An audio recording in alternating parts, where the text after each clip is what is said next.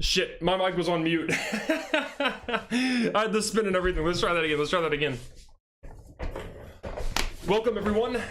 You're here for the first episode of my new series I'm calling TyraniTalk. That's right, baby. Tyranitar themed name. My name is Rubber on Bondle, your host. I also go by Brandon or B. And this is going to be your weekly forum for all things Pokemon. Of course, we're going to focus mostly on the trading card game, but that world is largely affected by everything else that Pokemon does. So anytime they make games, you know, we're going to get new eras of trading cards, things like that. Anytime they make new toys, products, that's what we're here to talk about. I was just kind of wanting to build community a little more, but if you're also a fellow content creator, you might also understand hating the sound of your own voice. So editing for me just takes a long time and I'm kind of inconsistent with it. So having a weekly forum where I can hang out with you all and just talk about one of my favorite things to talk about, Pokemon, is amazing. So thanks for being here. Our first pilot episode. It'll be a lot more structured in the future, but this one is just kind of catching you all up on everything that I have done since I started creating content around Pokemon cards last year. Around like last January last year. So today we're kind of just going to go through like a lot of different things that are just more centered on me, so you can get to know me as a collector, kind of what I collect, what Pokemon I like, and kind of what I currently have sealed or what I look for, what I'm looking for, things like that. Oh my god, cat loose. I don't know why, sometimes it just doesn't give me a noise when you sub, but let me, I meant to grab this.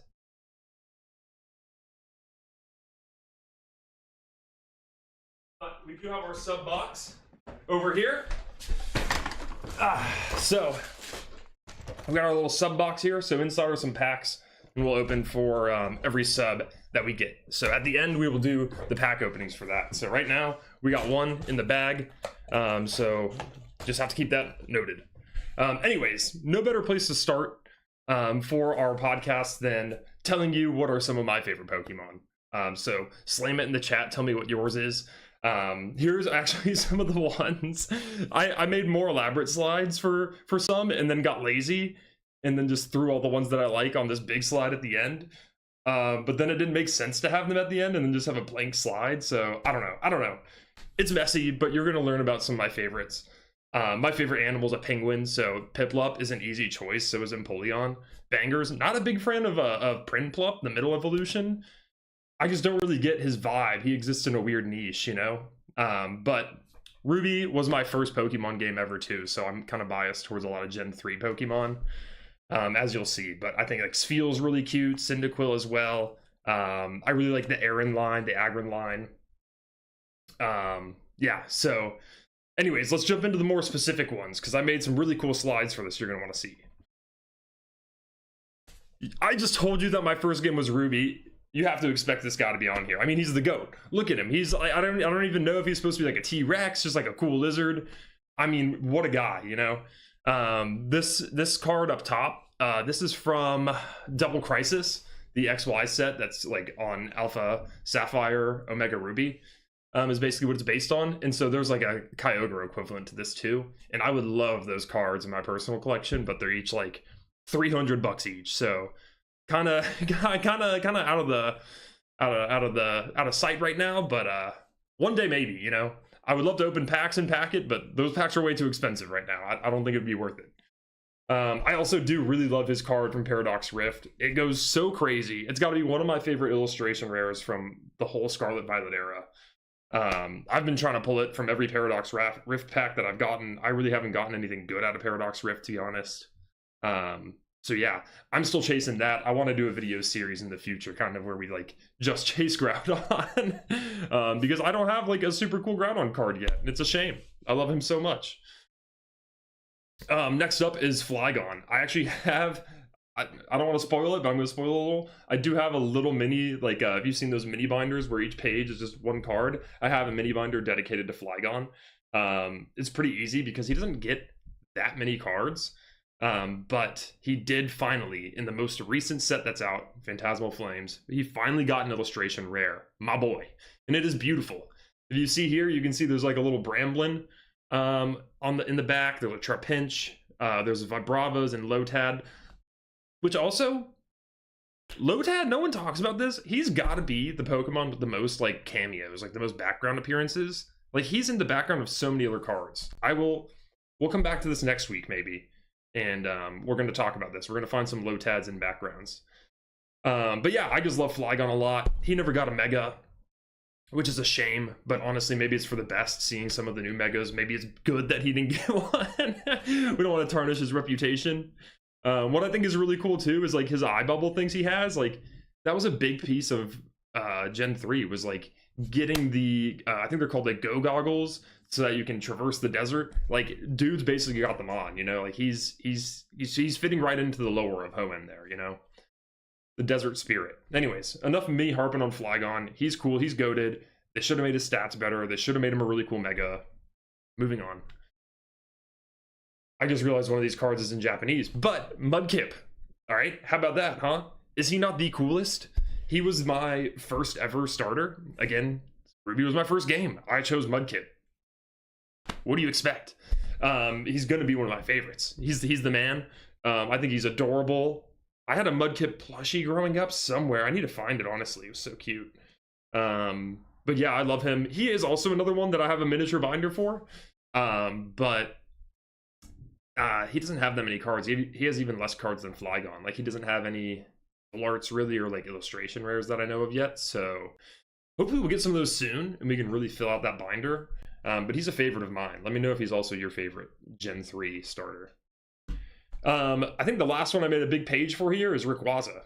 I mean, he's just such a cool Pokemon. I don't know if you guys ever watched the Rayquaza and like Deoxys movie where they're like up in the ozone fighting and shit. But that was a really, really cool movie. And I already liked him from the game, so I think that one really just solidified Rayquaza as being a personal favorite of mine. Again, don't want to get into spoilers either, but I did pack this card on the left here. I know that sounds kind of unbelievable. I had a witness, Dylan, shout out Dilvion Rips, my ripping partner, whether it's in person or on Discord. He was there when I pulled this. I was screaming. I was running around my house. I was shaking so hard I couldn't put it in the sleeve. It's definitely the best card I've ever packed and potentially ever will be. But very cool card. Love that card. Shout out Evolving Skies, terrible hit rates. This is also the Gold Star card on the right here. So if you've never heard of Gold Star cards, they're kind of like vintage from like, man, way long ago, like Gen 4 era-ish. So like 2007, 2008, I think. And Gold Stars are always going to be shiny, but they're super old and super rare, so they're very expensive. And so you're just going to have to pay a lot to buy one, and even more if you want to get one in like a PSA 10. Catlo's sister, I agree. I agree. Extremely cute. I'm assuming you're talking about this guy. Maybe not him. I'll try to read the chat as much as possible too, like between slides and stuff. It is funny that I'm going through a slide deck like I'm at work, but this was like the most fun thing to make. I took like just like weeks making this slide deck just to try to catch people watching up on my collection and stuff like that. So like I said, it was kind of sickening the amount that I've grown within the past year alone. Kind of started with just a ripped ETB of Stellar Crown that I had got from GameStop, and boy, look where we are now. I mean, it's just accrued to so much cool stuff sealed and singles in the personal collection. There's my beautiful ripping partner, Chowder. She's always there with me every time I'm ripping a pack. I think she thinks that I'm opening a treat bag. So thanks, shout out Chow for sticking through it throughout all the teasing. You had one but you lost it? Oh shoot, the plush? Oh dude, I'm sorry. You're gonna have to get a new one. You're gonna have to get some reparations for yourself. You need a new Medkit plush. I think we all do. You can see him here in the background of this little pack I have. So now we're getting to the point. You know what Pokemon I like. So some of this stuff you're already seeing on like my sealed collection desk. You might already just say, wow, yeah, I get it. He's a fan. You can see too that this is like a pull-out tailgate table. So hopefully not permanent, you know, I'll get a better table eventually, but right now it's rad, okay? Right now it's rad. It's like those pictures you get of people's apartment, like their first apartment when they move in, and it's like just the lawn chair and like the TV in the living room. Yeah, we'll dress it up more over time. We'll dress it up over time. Okay. But first thing to start with, I think, is probably my proudest accomplishment and probably what I spend the most on as far as like sealed product is my ETB wall. I don't know, before I even started collecting, I think I saw people making ETB walls. Like there's just these great walls of China in their house that goes floor to ceiling and it extends like 20 feet wide. It's crazy. So I thought they're really cool. At first mine was just stacked up on like the left side of my desk, sorry, where this Groudon is standing. But that kind of got unsustainable as I became more and more gluttonous with collecting these. So yeah, a lot of these I was able to secure just straight off of the Pokemon Center. Like Prismatic, I ended up actually doing, so like the first, I do pre-order a lot of Pokemon Center ETBs from the Pokemon Center. Obviously those like age really well. And like they're just, you know, they have the promos and stuff like that in them. Very cool, more packs. You want the Pokemon Center ones. So my first one that I was actually able to pre-order was Journey Together, and I ended up getting like 4 of them somehow. I think they had 2 different like orders that you could do. So I ended up ripping 2 of them because they had rips in them when they arrived. Which, if you've seen my Big Dipper, Little Dipper video, sorry, Big Ripper, Little Ripper video, then you'll know what I'm talking about. Then I kept one obviously for the sealed collection, and then I tried to trade one off. Usually when I trade a spare ETB, I'm looking for another ETB I don't have, right? I don't want cash. I'm not trying to sell this. I just want something I don't already have. And so no one was like biting, really. No one wanted it until someone offered me a Butthole Pikachu. Yeah, I'm talking about like the Surging Sparks Pikachu. Oh my god. This is not coming up. I thought that would have come up better. This one, the $258 one. At the time, this was a lot, like this was like $300 at the time, and my ETB was probably worth like $150. And someone was like, even trade. And I said, no way. I literally warned him. I said, that's not an even trade. Like, it's worth twice as much. He said, I don't care. I just really want to rip a Pokemon Center ETB and rip some packs. And I was like, sure. So I ended up getting a Pikachu, the Butthole Pikachu, and then I traded it. I want to say I traded it for like, it was like 2 ETBs and like a 151 poster collection.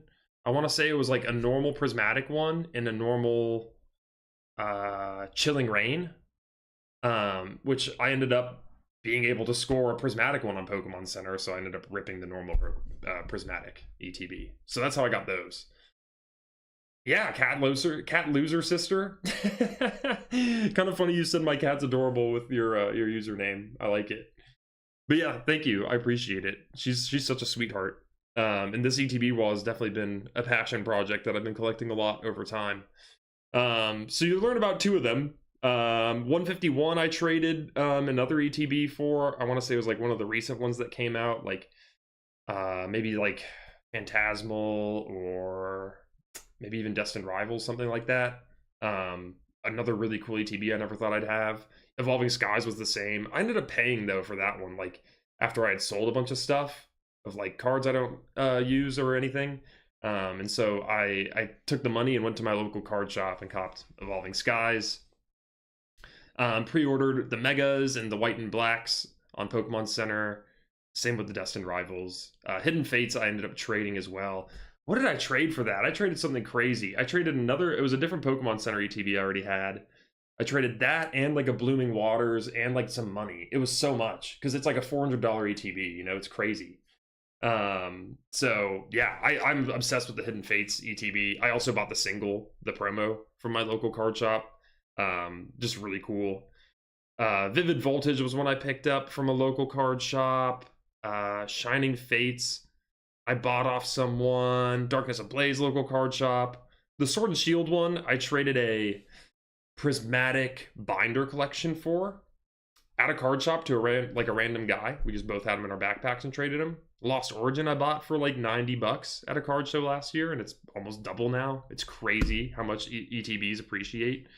The Shrouded Fable one's hilarious because I had a buddy who was getting into TCG, Pokemon TCG, and he was like, what set should I collect? And, you know, we were like, what do you want to do, you know? And so we were like, well, if you're ripping packs, like, you want to probably choose a set that you can buy. Which, like, not trying to lead him towards the terrible set, but, like, Shrouded Fable was the only one that you could, like, literally still buy Pokemon Center ETBs of on Pokemon Center. Like, just buy them at MSRP at the time. So I saw that. I was like, I'm buying one. And he bought one too. Maybe he bought two and he ripped one. He got some cool stuff, though. I remember he got the Persian and the Dust Noir. So, yeah, Shrouded Fable's a funny set, but in a Pokemon Center ETB, they'll all do good, you know? Yo, what's going on, Angel? Do you do Yu-Gi-Oh? Or any Marvel cards you have? No, I don't do Yu-Gi-Oh! Or Marvel cards. I do love comic books, though. I did just meet, actually, a comic book artist last weekend and did a pack battle with him. So I'm going to post a video with doing that soon. It was hilarious. I'll have to bring the comic books on next stream. I think I might have pictures in here, though. It was an incredible experience. He thought it was hilarious and fun, and he was like, no one's asked me to do this at a signing, which kind of surprised me, but I don't know why. Like, who would do that? But yeah, anytime you want to talk about Marvel or anything like that, I don't know about the TCGs, but dude, I've played Marvel Rivals. I love the comics, seen all the movies and TV shows, so I'm your guy for that too. Okay. Where were we? Brilliant Stars. I just bought two on I actually bought on my birthday, but I was with some trade-in value. I was trading in some slabs. So it was like priced at 120, which was a little high, but I didn't end up actually having to pay any money for it. Stellar Crown I actually got recently. I had bought a not Pokemon Center one a long time ago, and then like a month ago they dropped the Pokemon Center one again on Pokemon Center for MSRP, so I had to pick that up and rip the non-Pokemon Center ETB I already had, you know. What hero for Marvel Comics, Angel asked. It honestly is tough for comics. You might think this is weird, but people who only watch the movies might not get it, but the Hulk is such a good comic read. It's crazy. His stories are just nuts. There's a reason why they made the third Thor movie basically just Planet Hulk. Okay, I'll just say that. So if you've never read any Hulk and you judge him basically just off the MCU, I will give you some suggestions, but there's homework we got to do. There's homework. Surging Sparks I got out of the Costco bundles, if you remember those, where they were doing the 2-pack bundles with booster bundles and ETBs. Paldea Evolved I bought off a dude off Facebook Marketplace for like 80 or 90 bucks at the time. Phantasmals obviously just from Pokemon Center. We got Twilight Masquerade. That was just MSRP off like Amazon. Same with Paradox and Temporal and Scarlet Violet. Silver Tempest I traded in. If you guys remember the big Charizard box, that like cube looking one with the figure, it had like a promo of like a Charizard EX, very unassuming. But I graded that and got a 10, and for some reason it was worth like 240 bucks. So I brought that thing straight to a card show and traded it in. I got a Silver Tempest ETB. I can't remember the other ETB I got. But I got like 2 ETBs and like a pack for like that one promo card in a 10. It was crazy. It was absolutely crazy. Astral Radiance I bought for 60 bucks at a card show last year, and Battle Styles I had traded as well. I think another prismatic binder. And then I also, of course, I go freak mode on spreadsheets for Pokemon because I love keeping track of my inventory. So here are all the ETBs. I actually picked up a Paldean Fates one. I didn't include a picture. I just bought a Paldean Fates ETB last weekend at a card show. It was Pokemon Center, but I got a good deal for it. It was like less than $100 more than just the normal one. I need to get that thing now before it just skyrockets because of Bubble Mew. So I had to cop it. So I now have every ETB in the Scarlet Violet era. I know I need a soundboard, but now I'm kind of on the hunt for those last ones in Sword Shield, and then we'll start maybe thinking about going back to Sun Moon. There's not that many, like, there's some not expensive ones in Sun and Moon, like Crimson Invasion, Burning Shadows. I don't think it's that bad. And like Sun Moon Base, those are all, I think those are under like 200. But when you get to like the team up ones, it's like thousands, you know. Oh, Brilliant Stars I also have, but I didn't mark here. Pokemon Go is also pretty inexpensive. It's like $100. But these other ones like Champion's Path, Rebel Clash, Celebrations, Fusion Strike as well, they're all pretty expensive. Fusion Strike, I really want the Pokemon Center one too.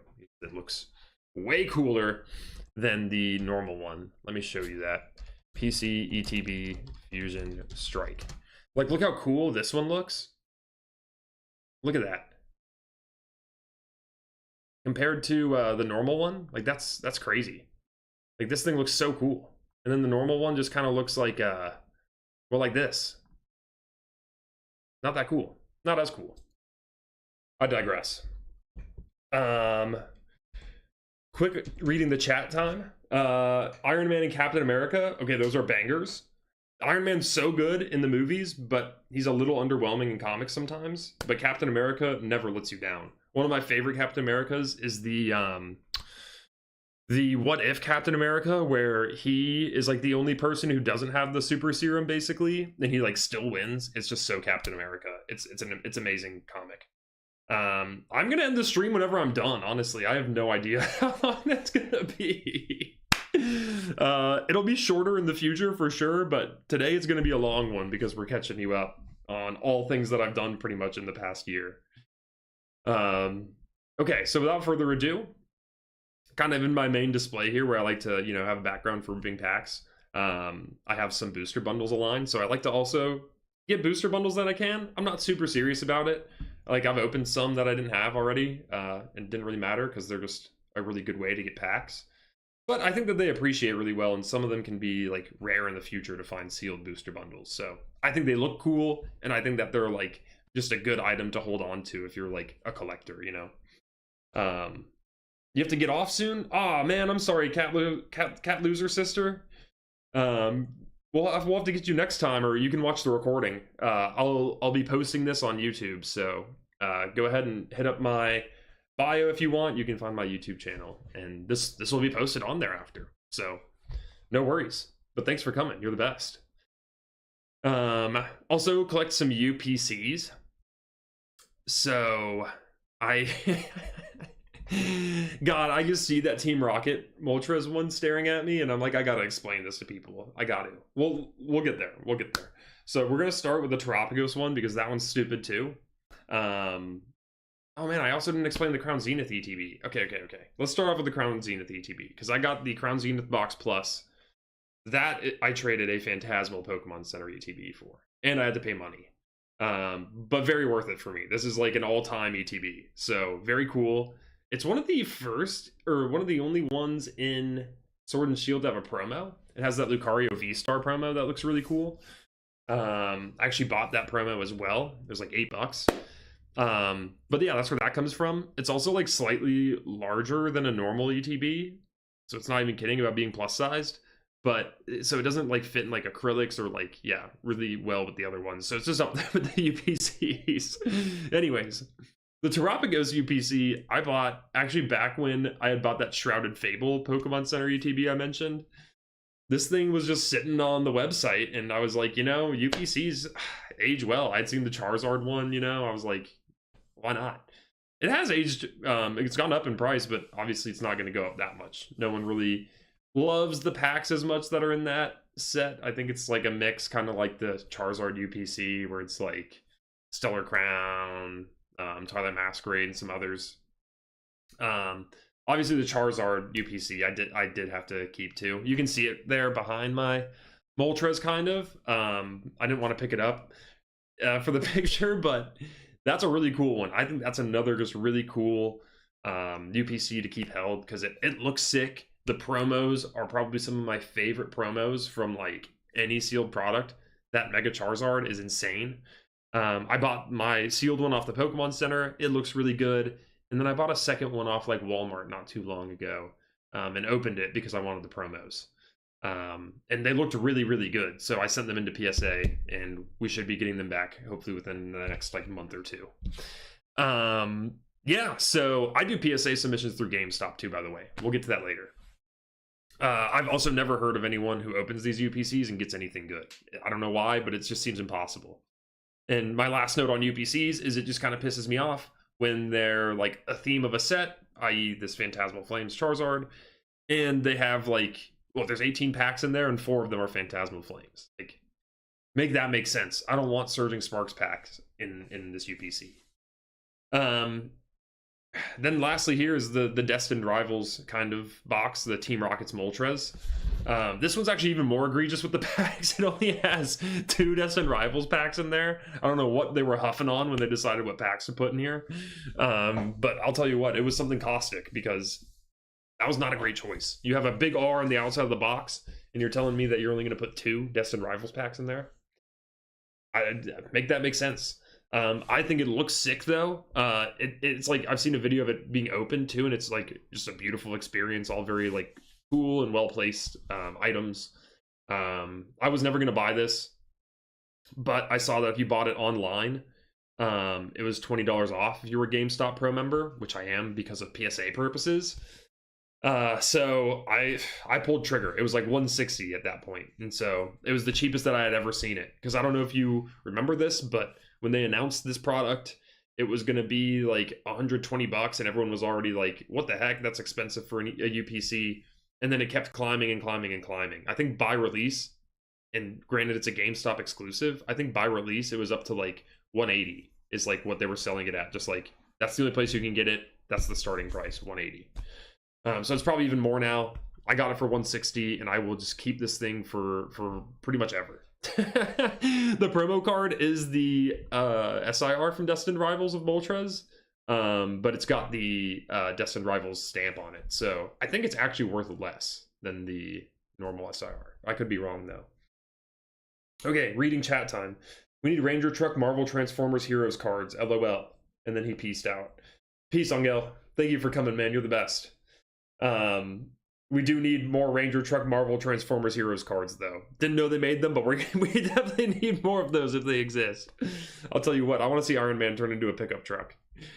And then one of the last things that I collect that's more like themed is booster boxes. So, Surging Sparks I picked up in like November. They randomly dropped it on Pokemon Center. You'll see most of my stuff I buy on Pokemon Center. Vivid Voltage they had at a card shop recently. And I just saw it, and I was like, how is it $250 for a set this old? Like, that's crazy. Of course, the only good card you can get is the Rainbow Pikachu, but I mean, that's like down there with the lowest of the low, like, booster box prices. Like, that's down there with Paradox Rift, that's down there with Journey Together, so, and Mega Evolution. So, it's down there. I already had the Pikachu booster box. Gotta get him a friend, you know? You got to. You don't want your Pikachu getting lonely. That would be just absolutely sad. I have pictures here of the ones I ripped. I was lucky enough to get a Phantasmal Flames and Mega Evolution booster box from the Pokemon Center when they did those pre-orders. I ripped both. Mega Evolution is the only booster box that I haven't gotten an SIR out of. Phantasmal, I got the Mega Lopunny, which was sick. That one's also with PSA right now. Oops, sorry. Scarlet and Violet, I bought one at MSRP off Amazon. But Scarlet Violet was actually the first booster box I ripped, because I didn't even really know much about Pokemon, and someone in my stream was like, you need to go on Whatnot, which was a big mistake, because what a scam auction site. But I will say, I did win some stuff off of it that I just will never be able to replicate. It's insane. Like, I won this Scarlet and Violet base set booster box for, I think it was like $30. And I thought it was a booster bundle at the time. I was like, oh, that's the thing with 6 packs. And it got here. And I was like, again, not knowing much about Pokemon at the time, I was like, why is this thing like 10 pounds? And it was a booster box. So I was freaking out. No worries, Cat Loser Sister. Thanks again for coming. I will catch you next time. If you want to watch the recording, feel free to as well. But yeah, that's kind of been my booster box experience. I did secure one for Perfect Order as well, so I'll have another one. I already know I'm keeping that sealed because I just already know that set's going to be something else in not the best way. But anyways, if you collect Japanese, you might also be collecting these with me too. But these are the gem volume Chinese exclusive boxes, which I don't usually buy Chinese stuff, but these are actually really cool. I really like, and that sounded wrong, I'll buy Chinese stuff. I love Chinese food. I just usually don't collect Chinese Pokemon cards because, I don't know, it's just a lot. But I started off with this first one with the little Sprigatito on it. That was their volume 1. You can see that in the bottom right corner there. Volume 2 is actually the Sylveon. These are kind of out of order. And then Volume 3 is the Gengar. So a lot of them have exclusive cards, like illustration rares that you can't get in any other sets. They also have like exclusive like holo patterns. You've probably seen videos of people opening them where they rip them and there's just like all these, like it's basically you're getting the same card with like 10 different holo variations on it, unless you get the illustrations, which are really cool and pretty rare. They also announced a 4th volume coming out. We'll get to that later though. But each of these I usually paid like 35 to 45 bucks for each box. Yeah, so they're cool. Hopefully if they're not good long-term holds or whatever, you know, they'll just be cool displays. I think they look sweet, all the different colors, and kind of how they like main character the heck out of a Pokemon like that. As I mentioned, oh, Dilbone's here, let's go! This is the Dilvion. Oh, and Gibby, holy shit! Gibby, what an honor. Gibby, I gotta go back just for you. I gotta go back to the perfect card here for you. The one you said is sexy? Oh yeah, baby. Let's give him some fucking screen time, huh? Yeah, the Flygon box, I had to take a picture of and flex this guy, because he's my favorite Pokemon. One of them. But this fucking thing, I was just looking one day because I was pissed, and I had a couple bevies. And I was upset that Flygon didn't have any cool cards. This was before Phantasmo, okay? This is like March 2025. And so I was looking like, does he have like any cool boxes or anything online? And I found this, and this was like one of 3 that I could find on sale on the internet. And he had it for like $220 on eBay. So I just wrote in on eBay and said like, hello, I really love Flygon. Would you take 180 for it?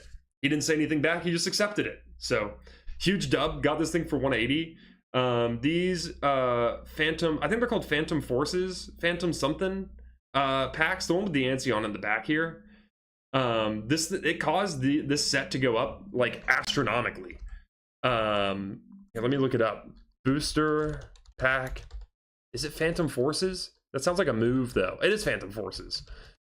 But this caused the set to go, this box to go up so much because there's one pack in here, but it went from like 60 bucks to like 200 for, I think it's because it just has that Dialga in it, which is going to be this one. Oh, where is it? Didn't even put him on the front page.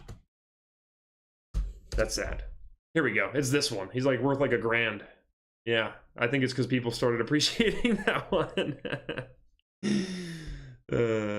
Yeah, these are all damage prices, but you know how it is. Oh, yo, thank you, Dylan, thank you. Ashley Dawn, first time tuning in. Yes, that Sprigatito box is sick. Dude, it is so sick. This thing is crazy. It was a good investment. I didn't know it would double in a year, but I love this box. The packs in it are absolutely crazy. I will never open this.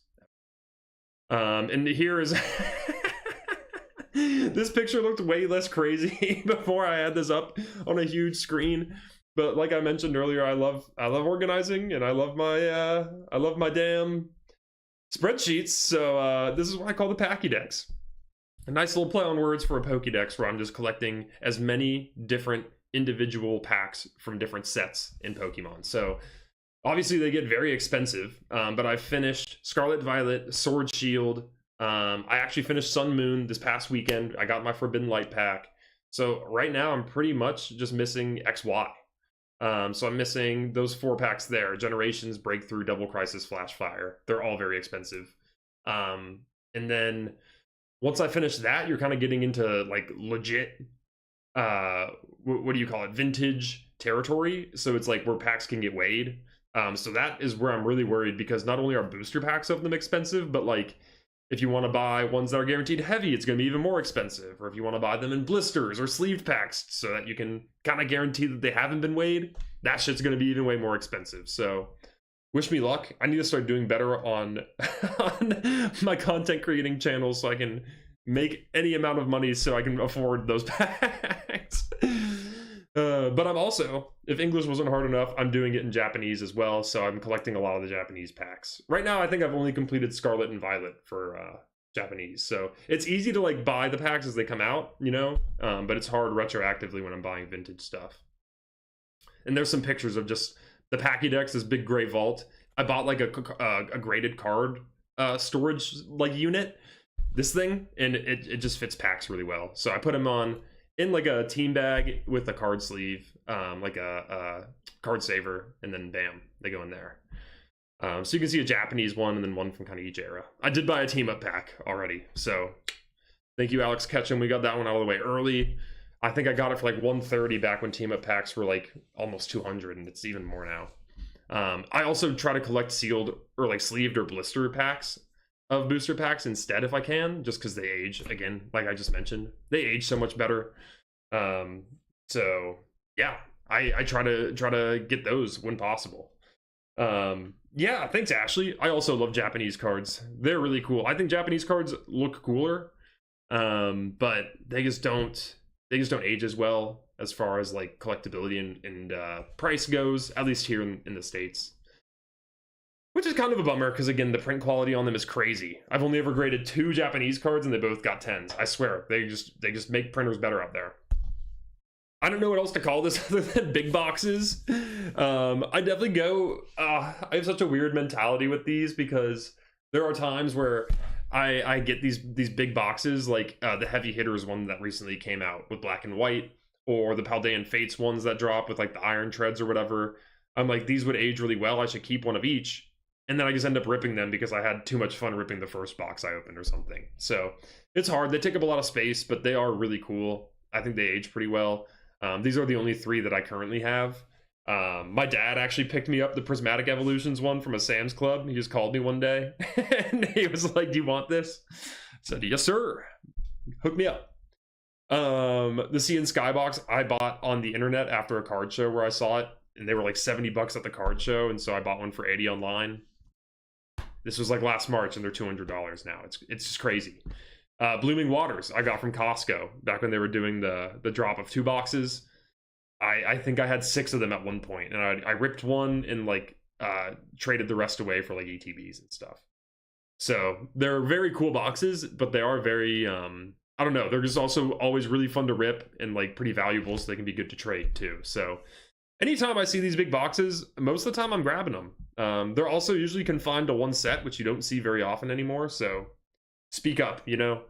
If you want to see more of that, let's make our voices heard, because I'm tired sometimes of these combo boxes. I'm not even lying. Someone was just talking shit on you. Oh man, Clouds is unreal. That's sad. Oh well. Ashley said they definitely look cooler. I had no idea they didn't hold their value. Dude, some of them are worth more if they're rarer, but yeah, like in general, Japanese cards will actually come out, like the set that makes up the English set will either be like 1 or 2 Japanese sets, sometimes even 3, and they come out like a month or so before the English sets. So usually like they'll be pretty expensive at the beginning before the English sets come out, and then they'll just go way down because the English ones will come out and be worth more. I don't know why Japanese cards are worth less. I think it's just because Japanese is not a language that as many people know, whereas English, like, you know, most of the world can speak a little bit of English. Anyways, off past the big boxes. Oh, I didn't change the font for this. Slack. That's Slack. These are just some of the other boxes that I like to keep. So one of them is this Dark Powers box. I have kept this since the card, or like the I think I got it off Whatnot a long time ago. And like the packs aren't even cool in there really. They're all like kind of the mid sets from Scarlet Violet. But god dang, does the box art just look unreal. And you don't really get the reversible like boxes that often, where you have one side, like this Absol and this Gengar box are the same box, if that wasn't clear, just 2 different sides. What does piss me off about it is that this big jumbo card is a Banette and not a Gengar. I don't know why they did that. I don't know who on the production team thought that they could scam us like that. At least they got one Gengar promo in there though, that's fine. And lastly is this Charizard box. I picked this up recently with the intent on ripping it. I got it recently at MSRP, and then I looked how much they're worth, and they're worth like $80, and I bought it for like 40. So I was like, not ripping that. Plus, I didn't want to rip it after I like grabbed the box too and actually saw it, because the texture is so cool. It like actually feels like scales. Like it's really cool. And that promo is cool too. So these are just boxes that I like looking at, and I think are going to be like cool boxes to hold on to over time. Anytime I can get a textured box, you know, I'm all about it. I need that 4D experience. If it could just shoot water at me or like, you know, roar and like have Charizard boogers on me or some shit, you know, that would be ideal, of course. What am I even saying? Anyways, we're getting into the cool hits now. So these are my cool hits that I'm going to show you first, and then just the cool collections that I have of singles over time. So the cool collections, a lot of them are cards that I've packed myself, but a lot of them too are singles that I bought at card shows and stuff to, you know, assemble a set of some kind. So first off, these are going to be my hits. I did.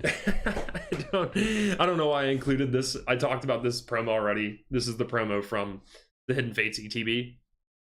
The three birds here, the tag team one. I bought it at my local card shop for $50 at the time, and my the guy bought it from the worker there. He said he had just pulled it from ETB, so I knew it would be minty. But I love that card so much. I'd wanted it for so long before I actually bought it. This Galarian Moltres is also a promo, but I did actually buy the tin that it comes in. I love the card. I think it's sick. I bought the tin that had a bunch of Crown Zenith packs in it, which is such a fun ripping set. If you haven't ripped it yet, it's very expensive now, but God, it's so fun to rip. Like ripping a Sea and Skybox would just be so fun. I haven't done it yet because I don't want to open mine, but I bet that's a good time.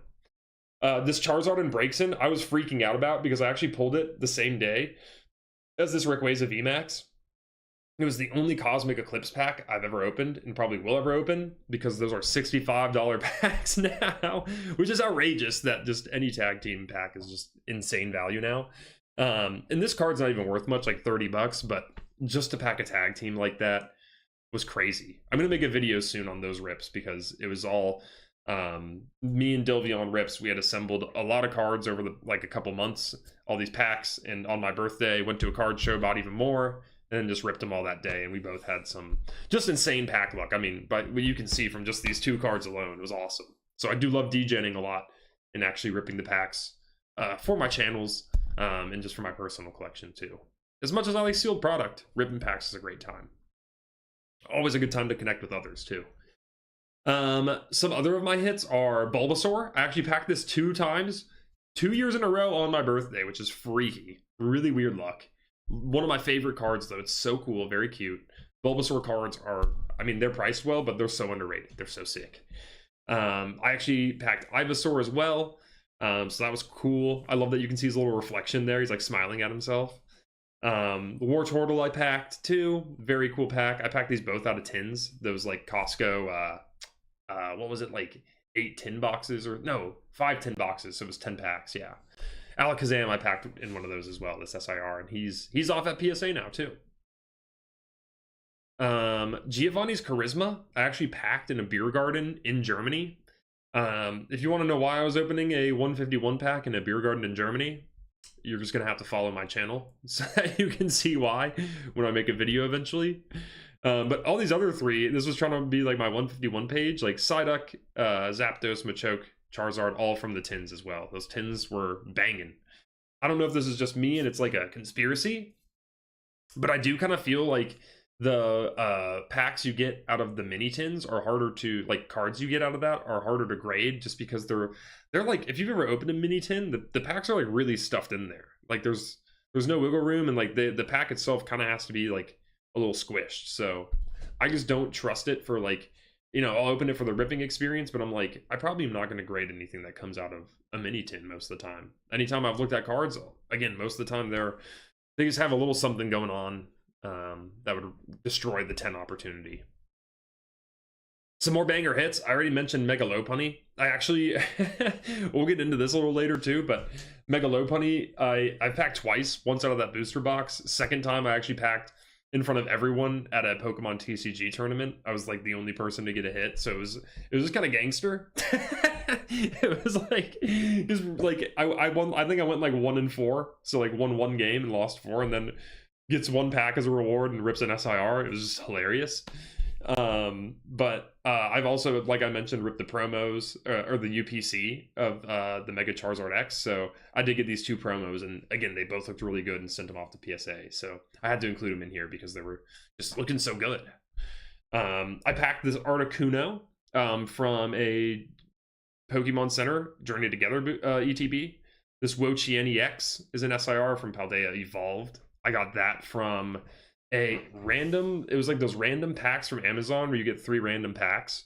All of my, I got 2 of them, and all 6 of my packs were Paldea Evolved. And I got this Wo-Chien. He was actually sitting in my personal collection, and then I was looking at him and I was like, you are a 10. Like, you're a PSA 10. So I sent him off to get graded, even though he's not worth all that much. Excadrill. I got that from the heavy hitters box. I was stoked about that. He's not worth a ton either, but he's also at PSA right now. Anytime I get an SIR, they kind of just go to PSA if they're in good shape. Just love them. I packed this Gloom, was one of the first hits I packed. He was a PSA 8 that I ended up cracking because it was a terrible grade. He's actually very off center, and he has a nick on the back, which I just didn't realize when I sent it. He was one of my first cards I sent to get graded. The Caesar from Obsidian Flames, the Enz Reshiram from Journey Together I got from a Journey Together booster bundle on New Year's Eve that I was opening with friends. Tynamo, Zebstrika, Penny, this SIR I did get from the Iron Treads, like Paldean Fates box. So once I hit the SIR, I was like, shit, that's my SIR of the set, isn't it? And I was pissed because I wanted Bubble Mew. But, you know, it's got an Umbreon in it, so I do actually think this is going to age better than most SIR trainer cards that don't usually do very well. And then this Hisuian Growlithe, I've actually packed twice. So I sold one at a card show, and I love it so much, so I kept the other. I'm still on the hunt. I love collecting the connecting arts, so I'm still on the hunt for a Perrin that goes with it. From Twilight. Some of my other bangers, we got Shaman, Cynthia's Roserade from Destined Rivals, the Misty's Lapras I got from an ETB of Destined Rivals, Sleeping Pikachu is my best Lost Origin hit I've ever got. I thought I was only the 2 Parasects I got, but I forgot I packed this as well. That was crazy. I do love that they have like the Hisuian Ancient Pokeballs there too. I actually bought this card in Japanese before I packed it, so later I sold the Japanese ones. The Cerulege is really cool, and the Latios from Surging Sparks. That's my best Surging Sparks hit. I love that thing. I hate that they made Latios in SIR and not this one. I think that's kind of lame, especially when they were connecting art. And Bulbasaur I packed from like a collector's chest, I think. The 2024 ones. And I think he's the most expensive card in Stellar Crown now. So I've had good Bulbasaur luck. I've packed 3 illustration rare Bulbasaurs. What are the odds? Cool. So those are all my like biggest hits so far. Of course, I've packed a lot of illustration rares, you know, been very lucky, and just love getting to rip packs. But here's some of my PSA 10s. There's only one, I think, that I've ever submitted that I didn't pack, and I got lucky that it was a 10. But here, this is the illustration contest cards from last year. So they come, they're usually free if you just shop on Pokemon Center, like during a certain like week, basically. They'll be like, hey, enter this promo code, and you're going to get a cellophane full of these 3 illustration contest cards. So if you've never gotten them before, they're basically community made, but then like they're put in a contest. All these artists in the community will submit them to Pokemon, and then they'll choose 3 to make like their illustration contest Pokemon cards. So after you use your promo code at checkout, you'll get these for free with your order, and they'll come in like a cellophane. So I don't know how I got so lucky that I opened my cellophane and all of these just look perfect. So they're all 10s. You can see too, if you look at the numbering on the grades, they're all actually sequential 10s, my friend pointed out, which I think is just crazy. So very cool, and I'm very fortunate that I got all 10s on these. It was wild. I think the Pikachu is really the only one worth much, and the Toxtricity is worth like beans, you know, just nothing. But the Pikachu's over like $100. So very cool. I yapped a lot about it, just an opening slide. But yeah, these were the 2 Japanese cards I mentioned that I've only ever graded 2 Japanese cards, and they were both 10s. I actually opened both of these before the English set came out, so again, like I mentioned earlier, Japanese cards will go down in price after the English set comes out, which is something I learned not only from this, I kind of knew that going into it, but I think these cards did drop more than I expected, but I still just thought that they were perfect cards and thought it'd be cool to have a couple Japanese cards in 10s. So this Blaziken I got out of, what's it called? Glory of Team Rocket. And this Hydrapple I got out of Heatwave Arena. So both really cool, in my opinion. You can kind of see there's like almost like a print line on the Hydrapple, so it's kind of funny you got a 10. Some of my 10s, I'm like, you have white dots, you have messed up borders, and some of my nines, I'm like, you look flawless, you know? So can't be too frustrated with PSA. It's all part of the game. Two more I got is this Hydrapple SIR from Stellar Crown. This was a gift from a friend for my birthday last year, 2024. Ended up being a 10, which was sick. This Slowpoke I got from my first Scarlet Violet booster box, and it's one of my favorite cards of all time. It's such a sick card. It looks like he's just opening up a soup shop. And it was worth almost like 400, 500 bucks at one point last year, but it's gone down around like 250, I think, now. Umbreon VMAX, my girlfriend actually pulled this on my birthday last year, 2024, and it ended up being a 10. An insane card. It was the first pack of Brilliant Stars I ever opened. I remember we were on our way from lunch to like go get beer, and like some beers with some friends and family, and I was like, one quick stop at the card shop, you know, it's my birthday, I want to rip some packs. I bought a Burning Shadows and a Brilliant Stars and got this. Little did we know, in a 10. So very sick. I love that card. It's surprisingly not worth that much for a rare Umbreon. It's worth like 150 and a 10 or so right now.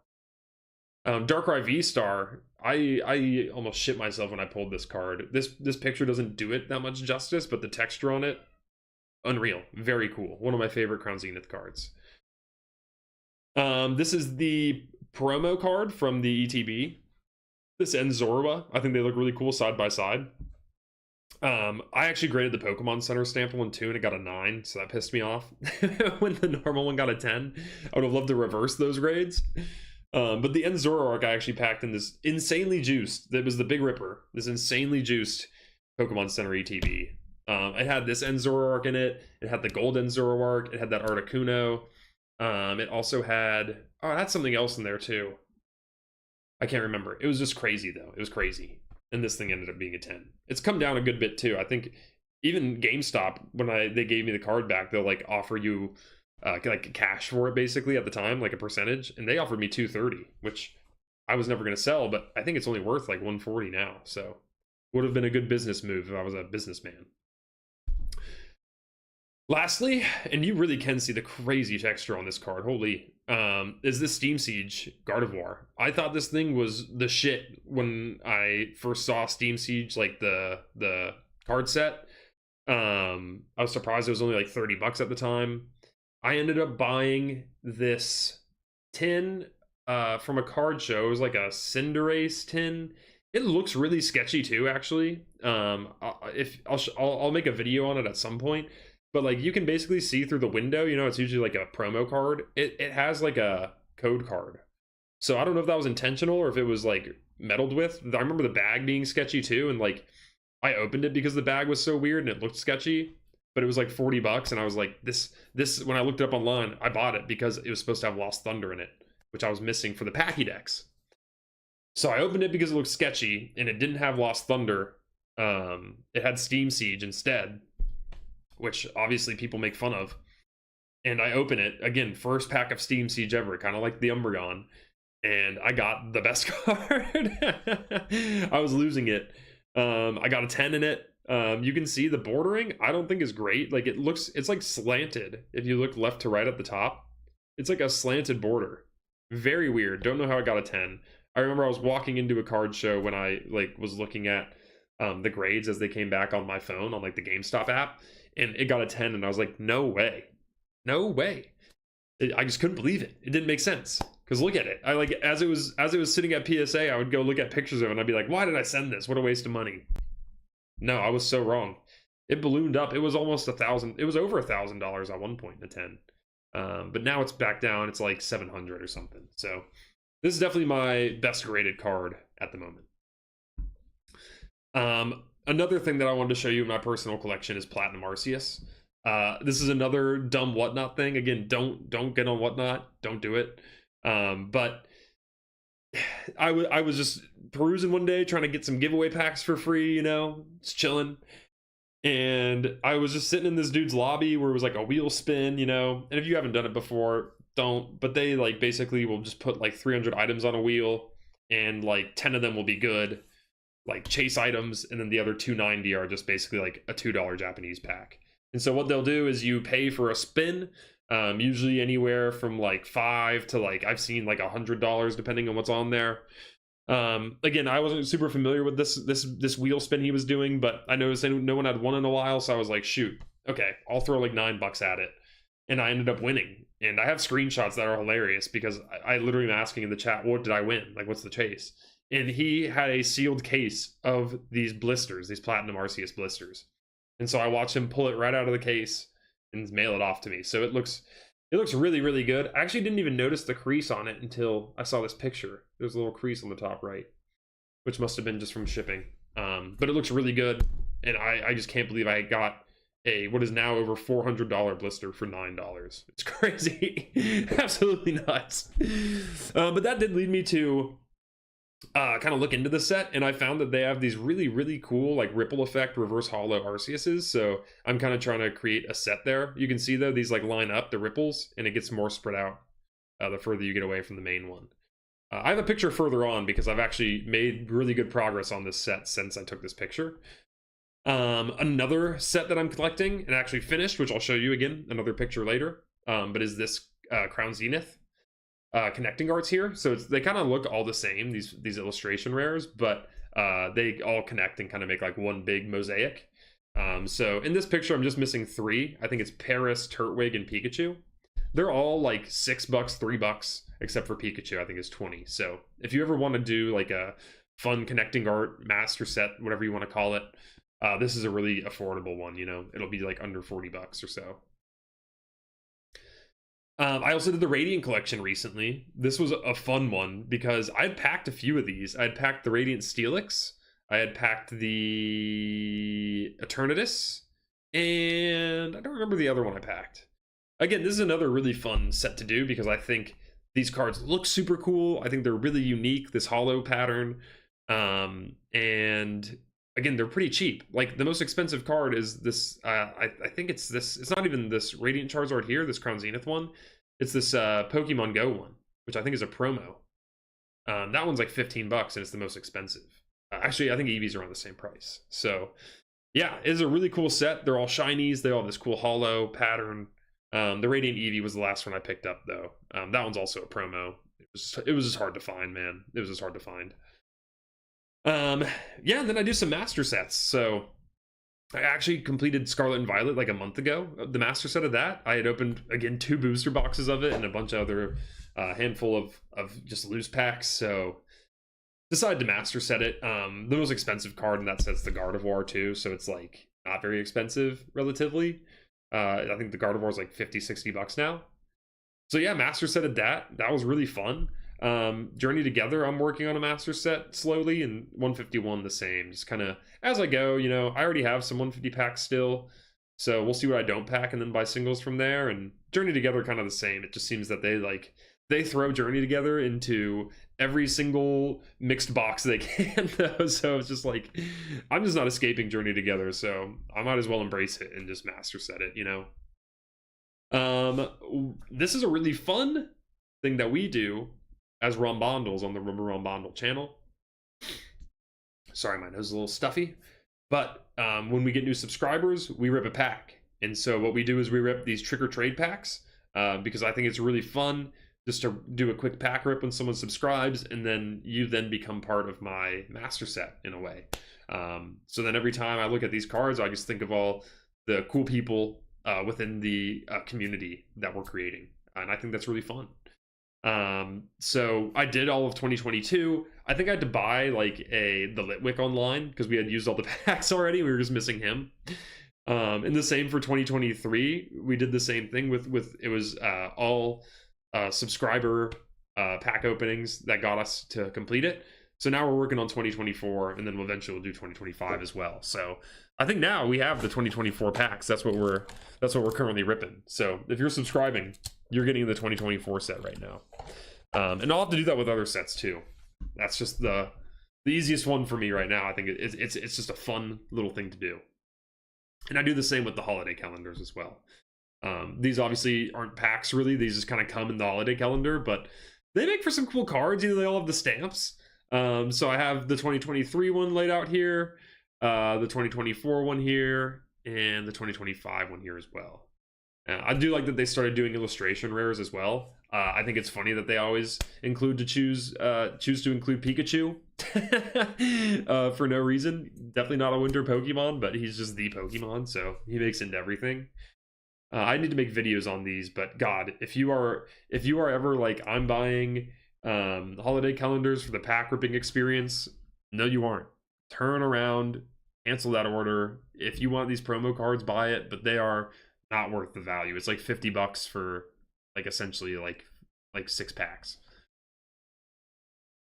This Dragon Discovery set from McDonald's I did last year. I master setted. I did have to trade for a couple cards, but I ate a embarrassing amount of McDonald's to get this done.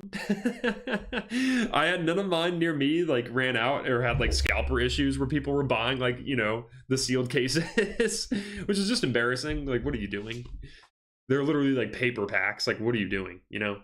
But I just think it's fun to master set stuff like this. Kind of captures like a point in time, and kind of has like a lot of these have like unique, something unique to them. You know, like this holiday calendar has the snowflake you're not going to see anywhere else, or these McDonald's sets have this cool kind of like glitter hollow. You know, just a fun, unique thing that you can get. I'm also collecting Delta species. I haven't updated this picture yet either. I might have one in here. But these ones I'm not packing because Delta species packs are crazy expensive. But I just buy them when I can. They're usually like, you can usually get like decently priced damaged ones for like the hollows, and then a lot of the non-hollow Delta species are like $1. So if you're collecting those, a lot of them aren't as unaffordable as you think. You know, don't just look at like the top 5 Delta cards like Rayquaza, you know. I also have a vintage binder, probably like a lot of you that got back into collecting. I went to my parents' attic and looked at what I already had to start with. So this is just my first page, or actually my second and third page. My first page is all my first eds. So right now what you're seeing is just like promos and like cool stamped hollows that I have from my childhood collection. Probably a lot of you can relate to this too. A lot of them are really fucked up just from what activities I did with them growing up. You know, like crumpling them up into a ball and pitching them at someone, or laying them all out on the floor and then belly flopping, you know, like if I could go back in time, I'd be like, no, you don't have fun. Put those in a binder and never touch them. No, that's not the point, but you get what I mean. It would have been cool if I had some in great condition. So I do actually want to, maybe next time or some episode after that, we'll do like a deep dive into the vintage binder, because there's a lot of cool stuff in there, and I feel like everyone has different stuff in their vintage binder. These were the binders I was telling you about, where I just have the small one card page binders that I have for some of my favorite Pokemon. I want to expand this and get little binders for more Pokemon that I really like. I think they're super fun to do. They don't hold the condition of the card that well, but like, I'm probably not going to put a super expensive card in there, hopefully. We'll see, though. Maybe one day. I'll prove myself wrong. Oh, man. I need a sip of water before this one. This one hurts. I'm not going to lie to you. This one hurts. This was a tin that I found recently on Goodwill auctions. So if you're not aware, you can actually thrift shop online on Goodwill. I would just search like Goodwill online and it'll come up. I don't remember the like exact website, but it's gotten really big on Pokemon. I think because Pokemon's been booming recently, like Goodwill people, or like Goodwill corporate knows, like people are gonna donate old collectibles. Everyone in the store, like if you're, you know, search through the donation piles to see if there's Pokemon cards there, basically. So these are auctions done by Goodwill, like the thrift store. So I knew it was legit, or was kind of, you know, kind of protected there. I like looked at a bunch of pictures over and over. I watched any videos I could find to make sure that this was legit, and it was a legit sealed Heatran tin from like 08, 09, which is crazy because you can't buy these online sealed anymore. They don't exist if you look right now, or maybe if you're watching this, they exist again. I don't know. You could only buy like opened ones, and I could really only find like 2 or 3 videos where people were opening these. And so I really wanted it really bad. In the videos I saw, it had 3 diamond pearl packs, like Mysterious Treasures, Stormfront. I can't remember the other one off the top of my head, but it also had a an EX series pack, which like those all go for like $1,000. So I was like, this is crazy. This tin basically has like at least $1,700 worth of packs in it. But it ended up selling, I think, for like 1650 on Goodwill, and I just couldn't go that high. I just couldn't, it would just it just seems wrong. I'm sure I'll regret it in like 10 years when this thing's worth like 10 grand, but it is really cool and I did really want it. But it was just hard to justify, honestly. The other thing too is like those packs in there, like, are unweighed, like if you're buying like a Dragon Majesty pack now, it's weighed 100% if you're just going to go buy a loose pack. So I think for me, it was like, oh, I can like have these packs in here and know that they're not tampered with or weighed, So it was sad to not win this tin, but boy, I was not about to pay that much. Oh, cool. I think our buddy Angel Ramirez left, but he was really into comics, and I was talking about this. But I went to this card fest last weekend. Actually, the first time I traveled really to go to. Yo, what's up, HP? Welcome to the stream. But this was the first time I actually like traveled any distance to go to a card show. My city usually has like card shows multiple times a month, so it's not like a big deal. But I really wanted to go to this one in Greensboro because it seemed cool. It had a lot of vendors. And on the way, I saw that a comic book artist I liked was doing a signing. It was really funny. Mitch Gerard is his name. He actually followed my account for one of my bigger videos I made last year. And I saw him follow me on Instagram, and I was like, holy shit, is this the comic book artist I used to see his stuff growing up, like when I was reading comics? And sure enough, it was. So I followed him back and saw that he had released this new issue where he was reading or illustrating and writing it, this Wonder Woman comic. And so I was like, no way. And he was announcing that he was doing a signing near me. So I had to go say hi. That's why I challenged the pack battle too. So not only do I have a signed comic book of his, but I have a reverse holo camera up from Crimson Invasion. Yeah, with him signed it. So yeah, that was super fun and silly. Great time to do. Highly recommend getting your fellow nerds who are also potentially celebrities to do a little Pokemon rip battle with you. But this was my haul otherwise. Like I mentioned, I got that Forbidden Light pack there. I got a sleeved. I was trying to upgrade some packs too that I only have loose, so I got a sleeved booster pack of Phantasmal. Got an Astral Radiance blister for Fusion Strike. I got this Japanese pack of Shield, which is like $20, pretty hard to find, honestly. I'd never seen one yet. I got a Mega Dream booster box because I don't have any sealed Japanese product other than just like loose packs, so I really wanted a booster box, and I think Mega Dream is going to be and Ascended Heroes by extension is just going to be a crazy set because it has so many good cards. Like, you're going to have SIRs in there of Mewtwo, Pikachu, Dragonite, and Gengar. So that's got to age well. I'm sorry, it does. And then I bought 3 crazy singles. First off, the Giratina. It was just time. It was just time, honestly. I love these cards so much. I want to try and buy the Dialga and Palkia ASAP. I just think that these cards are going to shoot way up in price because they're under 200 right now, which is crazy because A, they look amazing, and B, they're the best cards in the Crown Zenith set, which now go for like $15 or more a pack. So I think the singles are kind of lagging in price, honestly. I think they're probably a little lower too, just because, again, Crown Zenith has such a good hit rate. If you've never opened Crown Zenith, I definitely recommend opening like a couple packs if you have the cash just before it gets even more expensive because it's just so fun. I had to pick up this Mew EX as well. This is the UPC promo. There's a Mewtwo UPC promo too. I just don't like it as much. I almost bought this at a card show last year for $20, and I wish I had because I paid like $50 this year. It's so sick though. It's up there with my favorite Mew cards, with Bubble Mew. I bought the Houndoom because I had just packed the Destined Rivals Team Rocket's Houndoom, so I got the Houndour to match. These 3 in the middle, Turtwig, Paris, and Pikachu, are all for the Crown Zenith connecting arts that I showed you earlier. So I'll show you an updated picture. This Charizard is like a Shattered Ice one. If you haven't seen that reverse holo pattern, or the holo pattern, it's really cool. It kind of looks like ice, or like a window if you like kind of smashed it. And I really appreciated the vendor on this card too. He was super cool. He was like I looked it up online. I was like, okay, lightly played. This thing's like $20. I'm not going to take any more than that because this thing's beat up. And he looked at it and he goes, "Oh my god, this thing's just absolutely like destroyed." Like, I think he called it like slashed or something. And he's like, "I'll do 15 for the Charizard and the Houndour." And I was like, "Heck yeah, dude, let's do it." So not all people at card shows are trying to, just make a cheap buck off you or scam you. There's definitely some good folks there.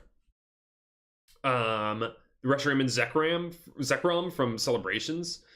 To me, these are really, really cool looking. They almost have two patterns if you like look at them in the light and kind of move them around.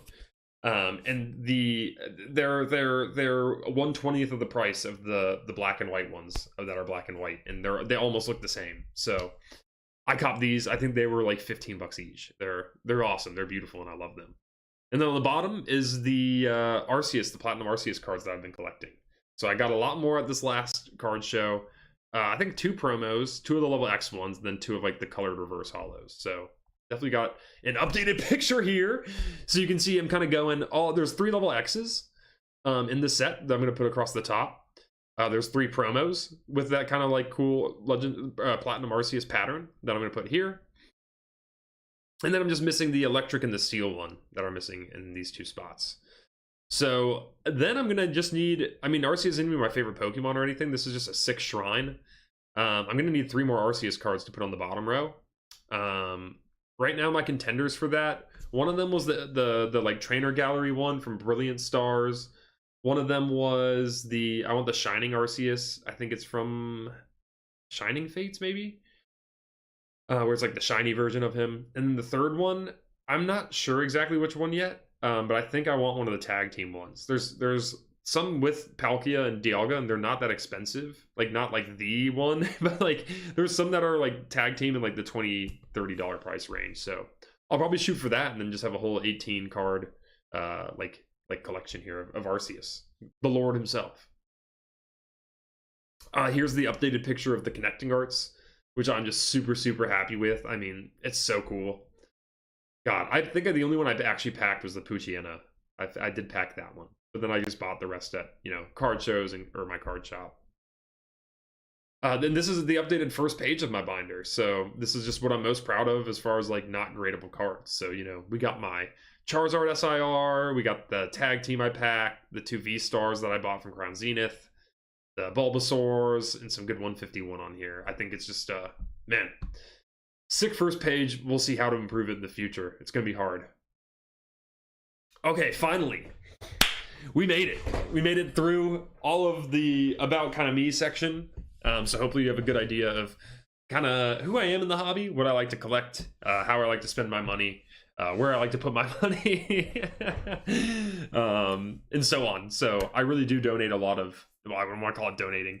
I do put a lot of time and money into this hobby, this channel. So it's fun to get to just kind of share it with you all. So just news that I want to talk about with Pokemon so that you can all know about it and that we can talk about it, because there's some crazy stuff coming for real and some weird stuff too that we just need to talk about.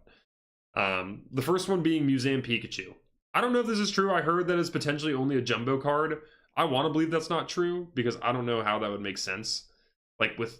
So if you're not familiar with this, Pokemon does some like, I want to call them like real life promos at times, where they essentially will link a real life event to a promo card. So in this case, this coming, I don't want to say it's like February through April, maybe. They're going to have a Pokemon exhibit temporarily in the Museum of Natural Sciences in London. So they're going to do like you can see here, kind of like dinosaur themed, like have skeletons of, Tyrantrums or Aerodactyls. I think it's totally something to worth like traveling to go see. It's just, I'm actually going to be in London at the beginning of May, like not even a month later. I'm really upset with the timing, but I'm still going to try to get one of these museum cards online somehow. I don't know. A lot of the times you can only get the card if you actually like are at the event. So in this case, I think you just have to go to the gift shop and like buy something and you get a card. So I don't know if they'll be able to be like something you can buy online. If it is, I will definitely be buying one because I think it's super cool. And again, just like a really cool collectible. Anytime that a card is linked to a real world event, I think it has more value and more collectability and is just very, very cool. So yeah, that's Pikachu at the museum. There's other stuff you can buy here. Kind of like the gym pens here, like these evolutions, whatever you want to call them. And some cool goodies. But I think what everyone really cares about, at least here, is going to be this Pikachu at the museum card. First partners packs are coming back too. They made those for celebrations. I had a picture of one. What slide number is this? So I can come back. 54. Hardly any slides at all. But you can see they did this back for celebrations. You can see it here, right there in the corner of the picture on the right. You can see I have a first partners pack from celebrations, and they were kind of like these big bags. And inside it was a big celebration stamped starter card.